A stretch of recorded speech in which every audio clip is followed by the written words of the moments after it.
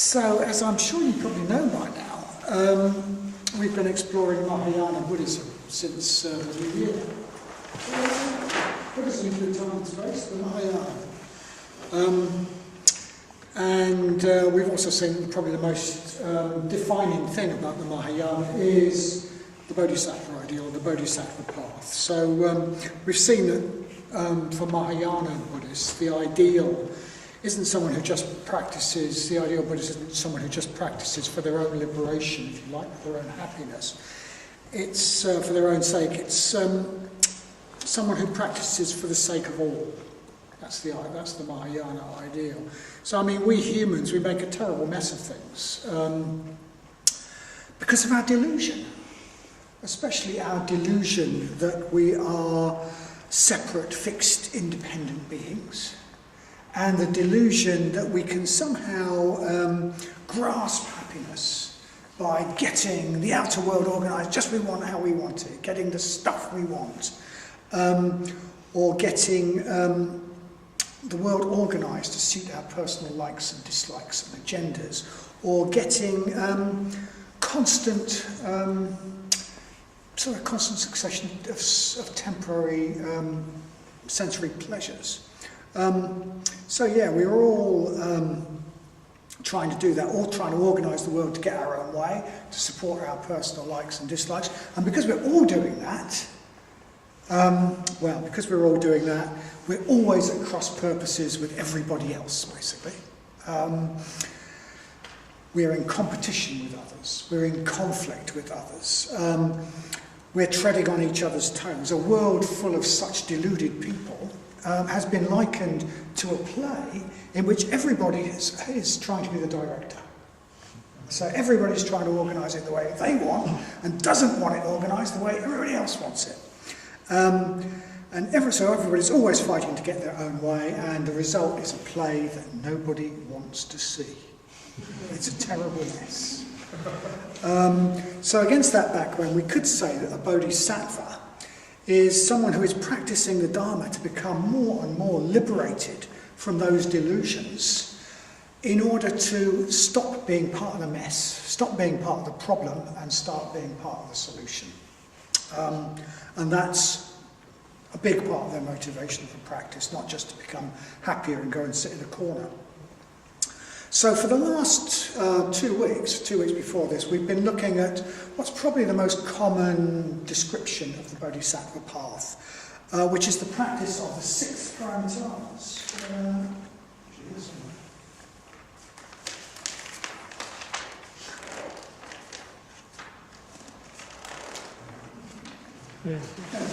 Page.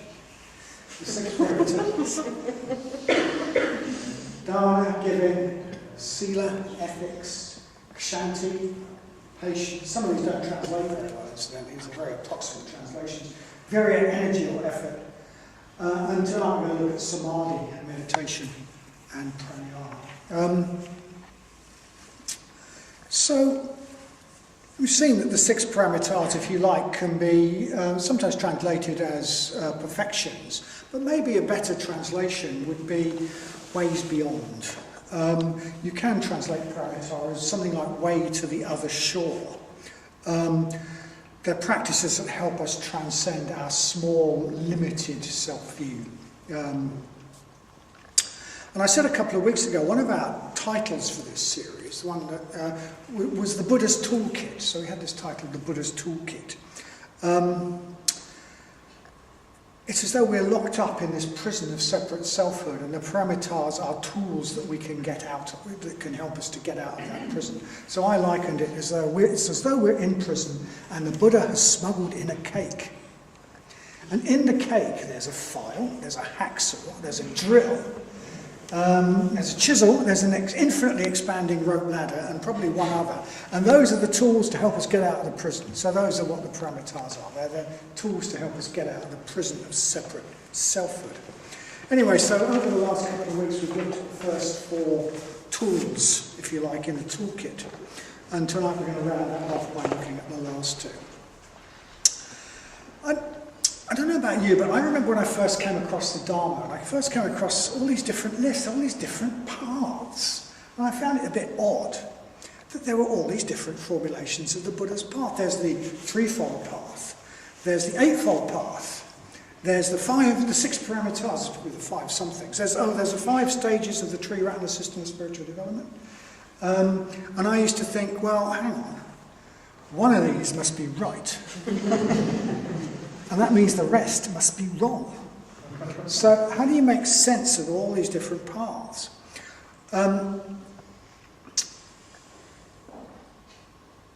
But after a while, I realised that these paths weren't really different. They're not really different. They're just, some of them emphasise different aspects, and some of them just cut up the same things in slightly different ways.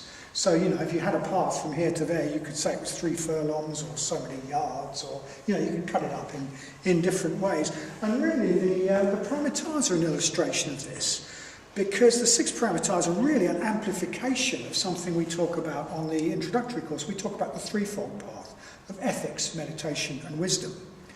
And really, the first 4 of these, dhamma, giving, sila, which is sort of ethics in the sense of self-control, self-discipline, kshanti, patience, or staying in positive states, whatever the world throws at you, using the world, not being blown around by the world, and virya, energy, effort in pursuit of positive mental states. They are really,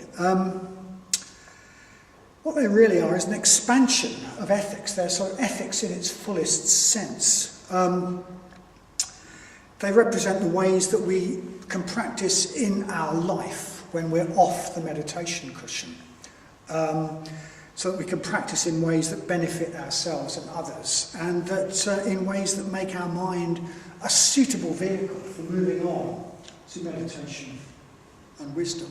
So really what we've got is the threefold path, but the ethics aspect, or the aspects of how we practice in our daily lives, not on a meditation cushion, has been blown up into 4 aspects. And that makes a great deal of sense, because that aspect of the path is just so vital, it's just so important, and there's so much to it.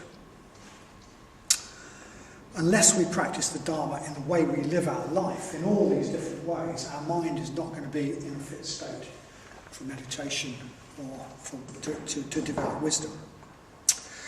So, tonight we're moving on to the last 2 of the 6 paramitas, which is effectively to say we're moving on to the last 2 of the threefold path of ethics, meditation and wisdom.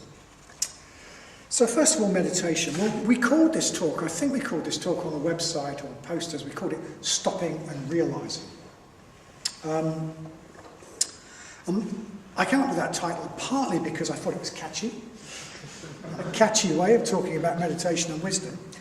But more importantly, because there's a very important text by a very important 6th century Chinese master called, you'll have to excuse my pronunciation, Ziyi, I think, or Ji Yi, something like that. I can't pronounce Chinese very well, I have to get lessons afterwards.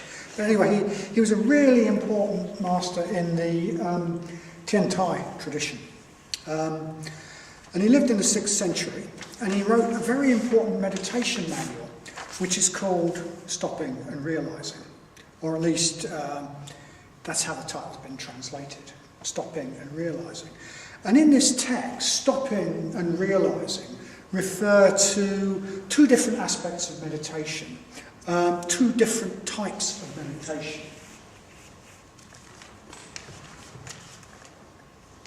Which are Samatar meditation, stopping, and Vipassana meditation, which is realising.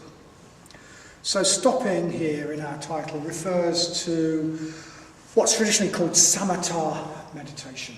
And Samatar meditation is all about developing an emotionally positive, clear, serene, calm, pliable mind, a mind that's not riddled with conflict, so that it's a mind that's capable of seeing clearly, so that it's a mind that can see things as they are.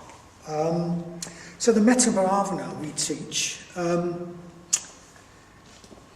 is usually thought of as a Samatar meditation. It's a Samatar meditation because it develops positivity and the warm emotional tone, without which is essential if we're going to see things as they are. And the mindfulness of breathing that we teach is a Samatar meditation. It's usually thought of as a Samatar meditation because it focuses the mind. It focuses the mind, it integrates the mind, it brings the different aspects of the mind together, and it allows the sort of usual meaningless chatter that goes on in our heads to settle down so that our mind can become bright and clear and serene and peaceful.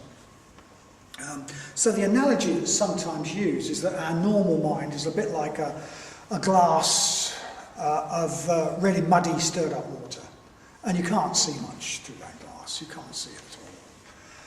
You can't see much through that water. But Samatar meditations, like the mindfulness of breathing, allow that mud, that dirt, to gradually settle out so that the water in the glass becomes bright and clean and clear and sparkling, and you can see clearly through it. So that's an analogy that's sometimes used.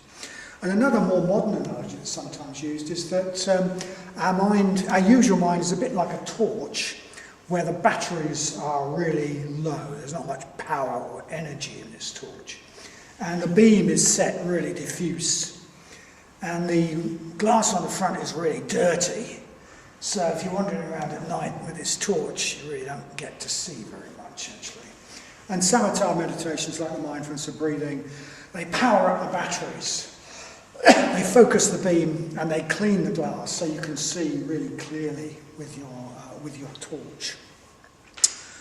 So another analogy for those who think maybe more in auditory terms, in terms of sound hearing than vision, is that would be to say that samatha quietens the mind. It gets all those silly chattering voices in our head to shut up. They gradually calm down and they shut up.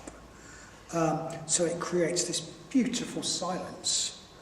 And in that silence we can begin to hear the quiet voice of our own deeper wisdom, our deeper intuitive wisdom, which is usually drowned out by all this chatter that goes on. So, in a way, samatha is about stopping. It's about stopping all of that so we can hear clearly, so we can hear that inner voice. And then Vipassana meditation is about realizing. It's about Vipassana meditation is where we use that bright, clear, positive mind we've developed through the practices of Samatar meditation, like the mindfulness of breathing, in order to realize more about the way things are, to see the real nature of things, to experience what's often called insight, although that's perhaps a slightly misleading word, in order to move towards wisdom, the last of the Paramitas. So Vipassana meditation, if you like, is the bridge from meditation to wisdom. So Vipassana is the word that's usually used for this style of meditation. But actually that can be a term which is a little bit confusing, and I'll say a bit why. The traditional view is that you cannot practice Vipassana meditation unless you've already developed a really strong foundation of samatha. You can't do the second without the first. You need a really strong foundation of samatha. You're just wasting your time. You'd be wasting your time if you try. And even if we do seem to get some sort of insight, wisdom through doing Vipassana when we haven't got strong samatha, that won't last, it will just fade. That's the traditional view. And we'll be right back where we started. So our Chinese author of the text, Stopping and Realizing, says, Qi says, as we are sitting and practicing insight meditation, it is possible that we will be enveloped in a wave of intuition and intelligence, a wave of intuition and wisdom.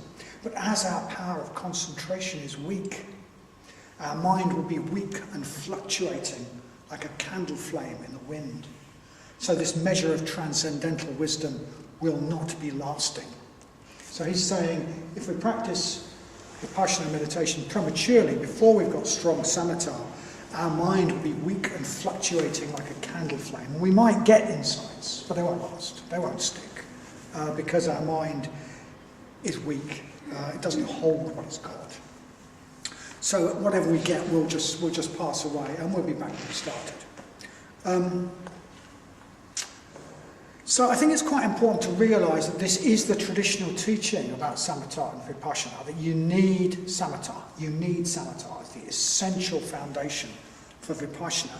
Because today, slightly confusingly, there's a school of practice which calls itself vipassana or insight meditation that advocates what some people have called cold vipassana, cold insight practices, where you do what is supposedly an insight practice, but without developing samatha in advance. So people can go on these vipassana meditation retreats with no previous experience in meditation whatsoever.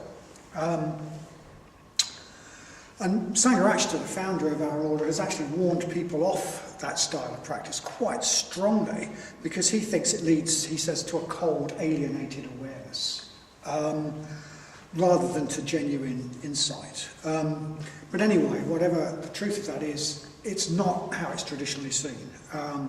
Traditionally, insight meditation, vipassana meditation, is always seen as something you only do when you've developed a strong basis of samatha. So that you can so that your mind is in a state to see the truth about things. So yeah, as I say, the usual idea is that Vipassana meditation, if we're going to do Vipassana meditation, we first use a samatha practice. The first thing we do is use a samatha practice to recontact, if you like, the calm, clear, bright states of mind that we've developed perhaps over quite a long period of previous practice. We reconnect with that. If we're sitting down to do Vipassana, that's the first thing we do, is we reconnect with that samatha that we've developed in the past. We re-enter, if you like, that calm, clear state. And then what we do in Vipassana meditation is we seek to use that mind, use that calm, clear, pliable mind. To penetrate the truth about things. So usually, what we usually do, the usual sort of idea with this is to call to mind. In that state, you call to mind and contemplate. Let your mind dwell on just maybe a few words that encapsulate some truth about the nature of things. You just dwell on those. So it's an extension of our usual faculty of reflecting on a subject, but if we brought samatha to it, using a mind which is just much more capable of really seeing things. So so I talked about, we could say we meditate, and then we think about something, but the quality of thinking on the basis of samatha meditation will be quite different. Quality of our thinking will be completely different. Usually when we think, we're often sort of swept off in one direction or another by distracting thoughts, or because this is connected to that, or because that makes us remember this person, and blah, blah, blah. And we go all over the place like that. But if we've got samatha meditation, we will not be pulled off topic. We will not be pulled off topic by all these distractions. We'll be able to really focus our mind on the subject. Maybe we shouldn't even use the word thinking with regard to Vipassana meditation. Because the sort of reflection that we're doing in Samatar meditation is really just as much about heart knowledge as it is about head knowledge. It's about knowing with the heart as much as it is about knowing with the head. It's about knowing, in fact, with the whole being, with the whole body. What we're looking for in Samatar meditation is a sort of knowing that, if you like, combines the heart and the head. As I say, that involves the whole body. So G.E. says, to quote in the quote we just heard, we are suddenly enveloped in a wave of intuition and wisdom. So it's not like we just sort of understand something, we're enveloped. We're actually caught up in something. It's something that, as it were, seems overwhelming. So this isn't just ordinary knowing in the way that I know that the rate of inflation is going down, and the capital of France is Paris, and how much is in my bank account, except I don't. It's not that sort of knowing. It's not even the sort of knowing that knows, the law of gravity, that things accelerate at a particular rate towards the Earth or whatever. It's not that sort of knowing. This is a sort of knowing that we get by using not just the faculty of thinking, and not just the faculty of feeling, but we get it by a new, if you like, a higher faculty that combines the two. So Sangha has called this faculty the spiritual faculty. The spiritual faculty. And he says it's a faculty that we develop through Samatar Meditation. The way that Samatar Meditation sort of unifies and harmonises our being, it sort of harmonises the different elements of ourselves. It brings together and it harmonises our feelings, our capacity to feel and our capacity to think.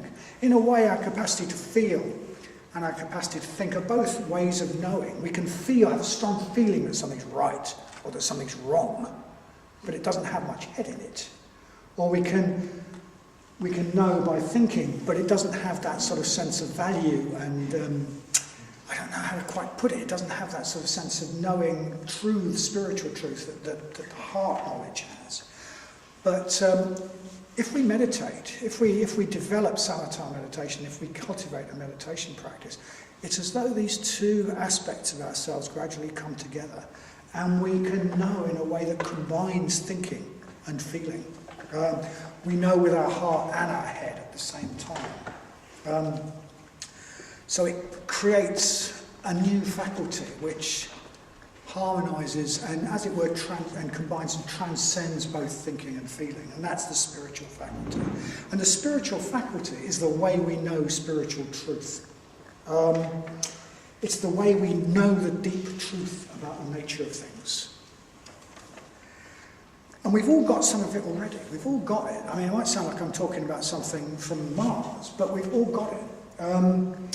This is the same faculty that is responsible for what we call our Shraddha, if you like. It's the same faculty that is responsible for, if you like, our heart knowledge about the truth of the Dharma. You might remember how you felt when you came across the Dharma. This is right. It's just a sort of something that combines head and heart, which is a knowing. Or the way we know that metta is better than hate. How do we know that? It's something that we know with the heart and the head combined.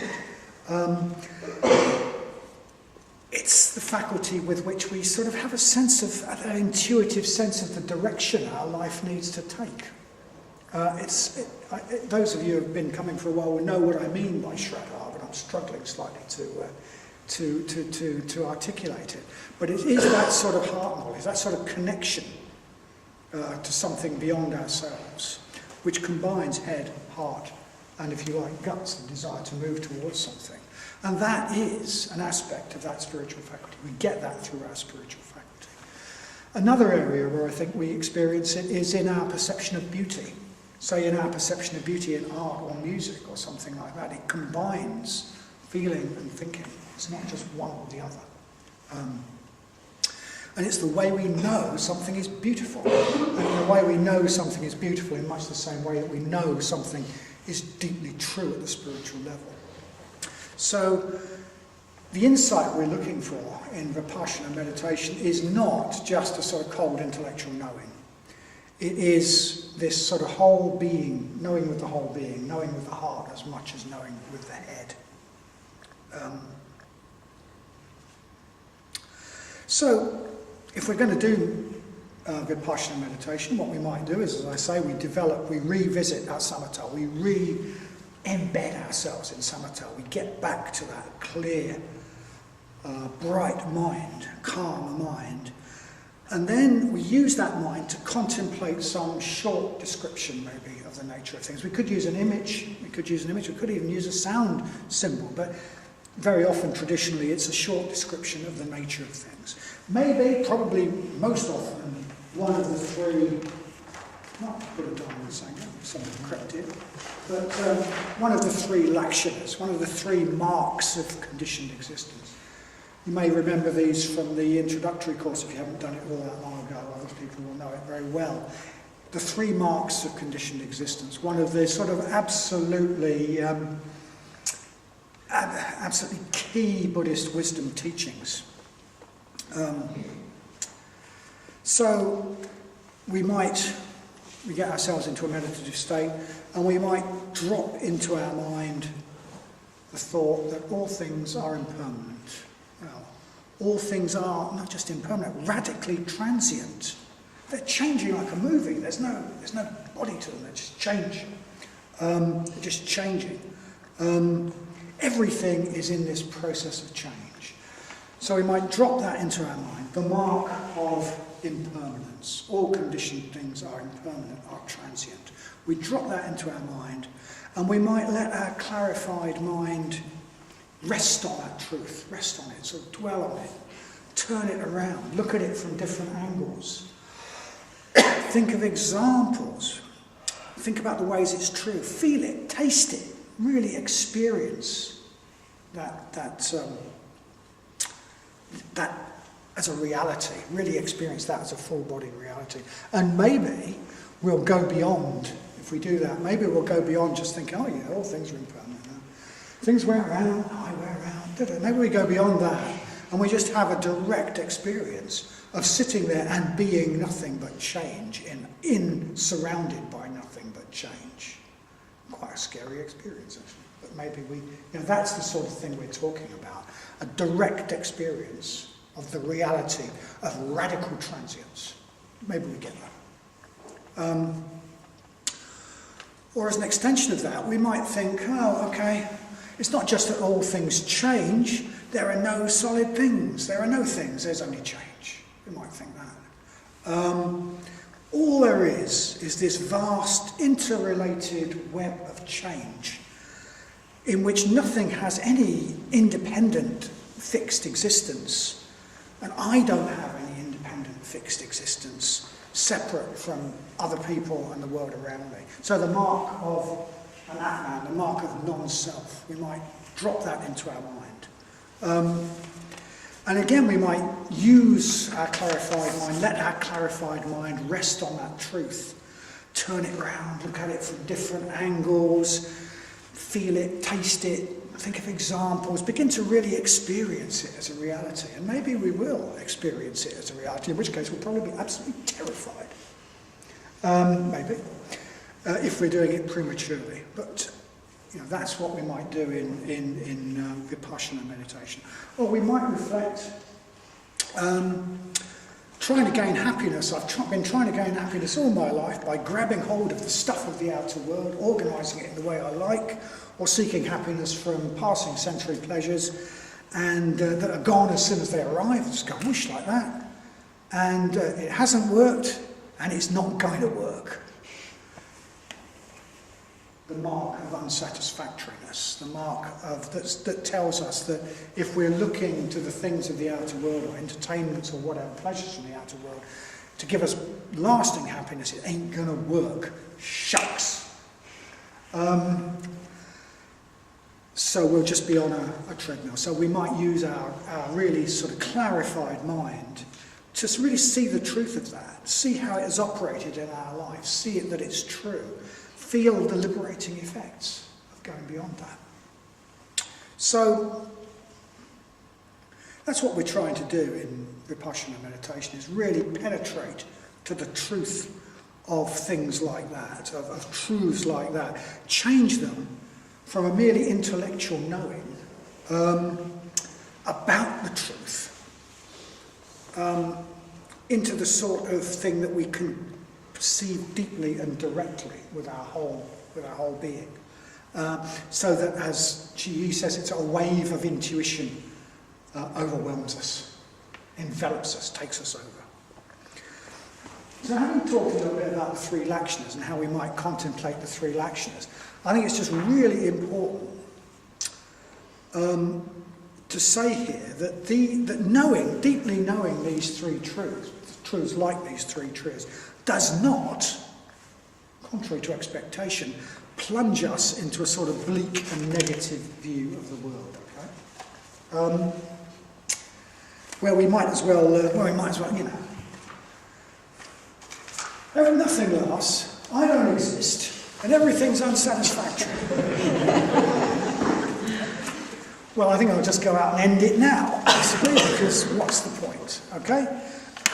But funnily enough, strangely enough, it's not that sort of bleak and negative world that is opened up to us. We're told, and I think those of us who've had some experience of it will, you know, even a minute experience of it will back this up, that real insight comes with a great wave of happiness. It's sometimes described as blissful. It's liberating. In the tradition, in the history of the tradition, people are often portrayed as roaring with laughter when they get some measure of insight. I mean, we have that in the Vajrasattva mantra, don't we? We have this wonderful mantra that goes, ha, ha, ha, ha, ho. That's the laughter of realising the nature of things. It's like, what was all the fuss about? Isn't it funny? Isn't it great? Isn't it funny? So yeah, the world that is revealed by true insight is not some sort of bleak machine in which it's meaningless and it's not worth doing anything. It's when we get beyond the sort of mental cages that we create for ourselves, what we perceive is a beautiful, mysterious, radiant spiritual reality. I mean, everybody says you can't describe it, so why should I be able to? But it's opening us up to something which is just a lot nicer, a lot better than what we usually experience. So according to the Perfection of Wisdom Sutras, we're talking about perfection of wisdom here, according to the Perfection of Wisdom Sutras, when we see completely clearly, we will see that all phenomena are blissful. All phenomena are permeated with deep peace and beauty. All phenomena are mysterious, ineffable. If you like, almost all phenomena are sacred, if you like. And one of the things that the Perfection of Wisdom Sutras say is things like all dharmas are nirvanic. All phenomena are like nirvana. Nirvana is everywhere. It's not like we're going to escape from this world. We just don't see it. So the sort of wisdom, the sort of insight we're talking about is not a sort of, oh my God, bleak, nihilistic, negative vision. It's a thoroughly positive, opening up to something, getting out of the prison of the way we see things into something which is amazing. But to have that experience, we have to be ready for it. I said, if we actually saw an Atman truly right now, we'd probably find it scary. And actually, that's probably quite true, because we need a very strong and a very positive mind to not just be blown away by the threat to our ego of seeing in a way that our ego doesn't really exist. We need to develop a really strong and positive mind. If we aren't ready, then seeking a premature insight is traditionally said to be very, very dangerous. Not just that it won't work if we haven't got samatha, but it's actually dangerous. It can lead to this bleak, negative view of the world. So the great Buddhist philosopher Nagarjuna says that the truth of non-self, for example, emptiness, is like a poisonous snake. It's like a poisonous snake. You have to know how to pick it up. If you know how to pick it up, maybe it's useful. I can't see what for. If you don't know how to pick it up, it's deadly. It's absolutely deadly. If we don't know how to grasp it, it will kill us spiritually. That's what he says. So not only do we need a good grounding in Samatar meditation before we delve too deeply into meditations on things like non-self, emptiness, we also need a mind that is permeated with positive emotion. We need loads of positive emotion, especially metta and compassion. So Mahayana Buddhism in particular, over and over again, makes the point really strongly. We need to use these teachings of non-self to connect ourselves to others. and to connect ourselves to a really positive reality. If we're still too wrapped up in ourselves, too lacking in metta, too lacking in compassion, too lacking in sort of empathy for others, these teachings aren't going to, any insight we get won't connect us to others. It will separate us from others. If we haven't gone a little bit beyond the ego already, we're likely to appropriate any experiences of insight. We're likely to make them a badge. Hey, I'm really advanced. I have experiences of insight. So they do the opposite of what they should do. They puff us up. They inflate us. They cut us off from others. Some Mahayana texts, like the Diamond Sutra, even go so far as to say that nobody with any measure of real insight would ever claim to have insight. Classic Mahayana sort of like double take, catch-22. So the way to know whether someone's got insight, or at least someone hasn't, is, or at least look for the people who claim it. I don't know whether that's true or not, and that does seem a little extreme. But that's what it says. That's what the Diamond Sutra says. So, okay, we've been talking about insight and wisdom, and what I've said might all sound a little bit discouraging. Okay, so what I've said is that you can't do insight meditation without probably years of meditation of doing Samatar Meditation, and you shouldn't do it unless you've got a mind that's full of metta, and that probably rules most of us out. And if you do it without a mind of metta, it's like grabbing a poisonous snake. So what is the point of Vadanya even talking about it?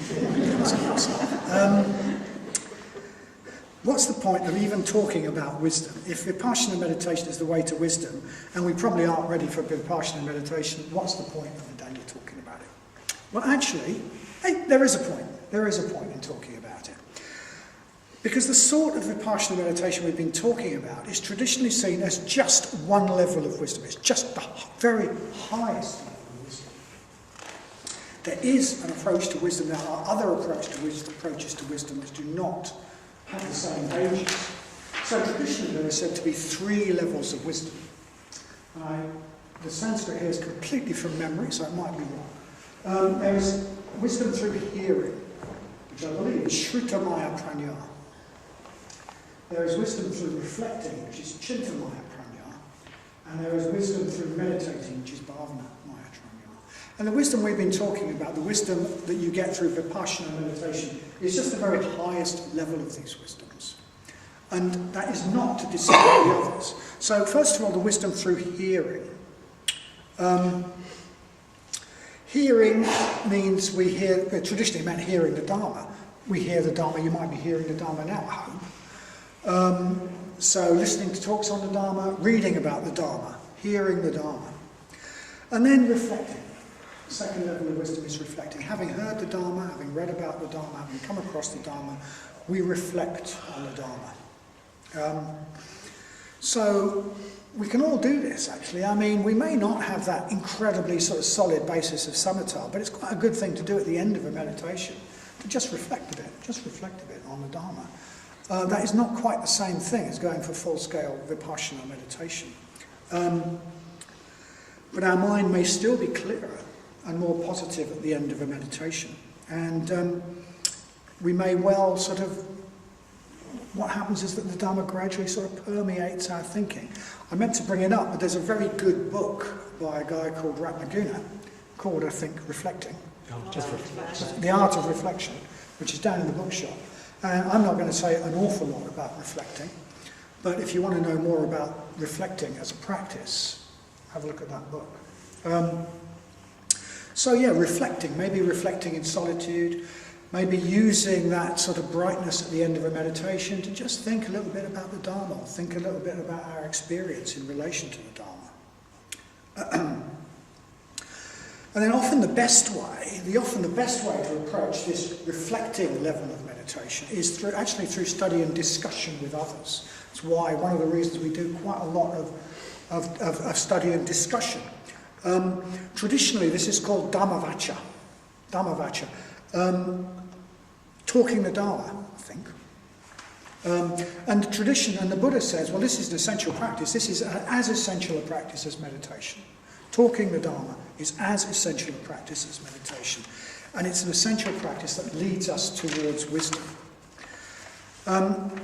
So we may not be ready for meditating through Vipassana meditation in its fullness, but all of us can and should practice the first 2 levels of wisdom, and that will not be time wasted by any means. Insight, even the insight we get in meditation, does not come out of nowhere. It doesn't come out of nowhere. It often comes because we've soaked ourselves in the Dharma. Maybe over years and years, we've heard the Dharma, we've listened to talks, we've read books, and we've reflected on the Dharma. We've talked about it with others and used that as a sort of reflection practice, because that gives us a way of hearing different takes and clarifying whether we understand and clarifying what it means. We've done that maybe over years and years.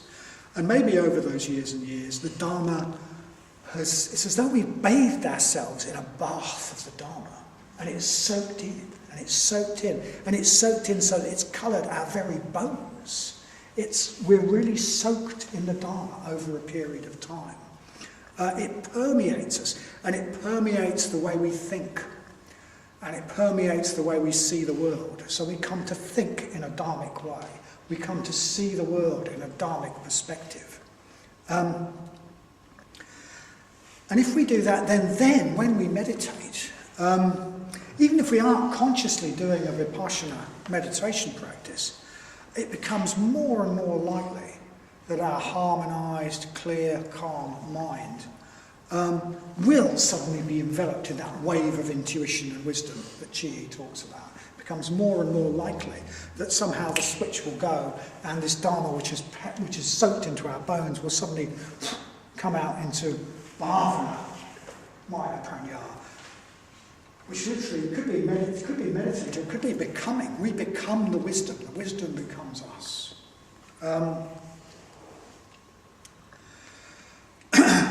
So it could be that we'll suddenly, it seems like inspiration wells up from our depths in meditation. Or it could be that inspiration seems to come down to us like a message from a higher realm or a higher dimension. And that will just happen, maybe without us necessarily having to think about it. Without us having to necessarily do a consciously Vipassana practice. As long as we've done the first 2. As long as we've done the first 2 levels of wisdom. Because I don't think, well, I'm not alone in not thinking, that this division between Samatha and Vipassana is a little bit artificial, actually. Because those people who've been meditating for a while will know that you get, if you like, insights, at least with a small eye, certainly inspirations from doing a meditation like the mindfulness of breathing, especially if that's combined with studying the Dharma and thinking about the Dharma. So there are things we can do to develop wisdom through study, reflection, hearing the Dharma, bathing ourselves in the Dharma. And there's also a really powerful sort of insight practice that we can do whatever stage of the path we're at, which carries none of the dangers that we've talked about with Vipassana meditation. So we've already, when we've been talking about the Mahayana and the Bodhisattva path, we've already talked about a text called the Bodhicharya Avatara, the Guide to the Bodhisattva's Way of Life, written by Shantideva in the 8th century. And Shantideva's book, The Guide to the Bodhisattva's Way of Life, it follows the Paramitas pretty much. So it's got a chapter on meditation, preceding a chapter on wisdom. And in Shantideva's chapter on meditation, he says, practice shamatha, practice Samatar meditations. And he goes on about that for quite a long time, and he talks in really glowing terms about how wonderful it is to really have that sort of mind, just how delightful it is. He talks about it as though it's walking over delightful flat rocks. I think they get really cheesed off with everything being hilly.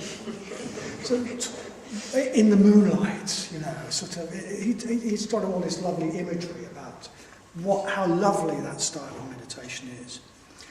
And then he says, well, okay, having developed the samatha, then practice an insight meditation. And the insight meditation he recommends involves not contemplating the lakshanas, not contemplating non-self, none of that sort of intellectual stuff, but it entails putting yourself in others' shoes, is what he says. That's his insight practice. Put yourself in others' shoes. Exchange self with other. So he says, when we have calmed our distracted mind by detachment from worldly desires and the experience of meditation, we should then meditate to develop compassion for all beings. First, we should meditate intently on the equality of self and others, thinking, we are all the same. We all feel the same suffering and happiness. So I should look after others as I look after myself. Just as I love and cherish my body, which is divided into many limbs, so I should love and cherish this whole world, which is divided into many beings. So he recommends that we...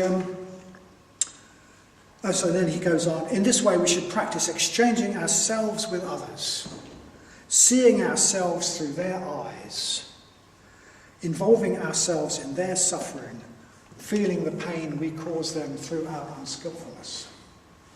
So that's his insight practice, putting ourselves in others' shoes, seeing the world through a different pair of eyes. And I think we should take that quite seriously, actually, because a huge part of our unwisdom, a huge part of our delusion, is that we see the world from this very limited viewpoint, from these one pair of eyes. We see it from behind these one pair of eyes, filtered heavily through our personal agendas, our personal likes and dislikes, our personal conditioning and background. There's a saying I've come across, there is no wisdom in a single point of view. The whole problem is that we've all got that single point of view, which is why we're always trying to direct the play rather than getting together and saying, hey, let's do something together here. It's why we're always treading on each other's toes. There's no wisdom in a single point of view. If we can go a little bit further towards, in a situation, seeing things from at least one other's point of view, we've probably doubled our wisdom, actually. We've got a higher perspective. We've got a deeper, more inclusive perspective on that situation. We are much less deluded. We have much more wisdom if we can do that. It's about cultivating that broader perspective. If we could be in a meeting and not just think, what do I want and what's he up to and what's he trying to get and how's that going to do me down, but if we could see that for everybody around that table, wisdom. And the outcomes would be so infinitely better. If everybody could see that, well, we'd be in a different world, wouldn't we? We'd be in an enlightened world. So a huge part of unwisdom is that we see the world from this limited viewpoint. I haven't got a lot of time to talk about this practice of exchanging self for others, but it's something we do in, the Metta-bhavana. Is it not? Or it should be something we seek to do in the Metta-bhavana, to use our imagination to put ourselves behind others' eyes. Maybe seeing ourselves through others' eyes. What do we look like through the eyes of our best friend? What do we look like through the eyes of the neutral person, and most scary of all, what do we look like through the eyes of that person who gets our goats? Because probably we get theirs too. And there's probably reasons for that. So seeing ourselves through others' eyes, or just seeing the world through others' eyes, is a real insight practice, and we can do it in the Metta-bhavana. We can do it in our daily, or hopefully daily, or every other day practice of meditation, and that is an insight practice. In many ways, that is a very real insight practice, because actually, with the meditations on sort of rather abstract things like Anatman, it is really easy to kid yourself. It is really easy to delude yourself. It's really easy to think that you really see how you're completely don't exist and you're just interconnected with all things, until somebody comes along and you don't get what you want. Or somebody's rude to you, or somebody criticises you, or somebody's unskillful to you, and then, suddenly you're a big ego again. Okay? We're social beings, and most of the ways that that ego expresses itself is in regard to others. So a huge aspect of wisdom is in actually breaking down the barriers between ourselves and others, rather than the barriers between ourselves and nature, so that we sort of hug trees or whatever. It's about people, isn't it? It's about people. People are what push our buttons. So the Metta Bhavana is a real insight practice, and it's a practice we can do. And it's very, very safe. It carries none of the dangers that the more abstract practices do. So this is what Shantideva says about insight, about wisdom, in, as it were, the transition from his meditation chapter to his wisdom chapter. He says, we are all the same. We all feel the same suffering and happiness. So I should look after others as I look after myself. Just as I love and cherish my body, which is divided into many limbs, so I should love and cherish this whole world, which is divided into many beings. I should dispel the suffering of others because it is suffering like my own suffering. I should help others because they are living beings, as I am a living being. When we all want happiness and all feel suffering, what is so special about me that I only look after myself? This stream of mental moments I call my mind, these ever-changing elements I call my body, are not some separate thing that exists in its own right. So who is this separate person that someone's suffering belongs to? Suffering is just suffering. It has no owner. I should relieve it just because it's suffering. Those who have developed their mind in this way, who feel this joy in releasing others, they are the ones who are truly fulfilled. What is the point of some cold liberation just for yourself alone? Whoever longs to quickly save themselves and others should practice this supreme mystery, exchanging self and other. All the suffering in the world comes from obsession with ourselves. All the joy in the world comes from wanting others to be happy. Why say more? The fool looks out for his own benefit. The sage acts for the benefit of all. Just look at the difference between them. So that's Shantideva's example of what it is really to be wise. Thank you.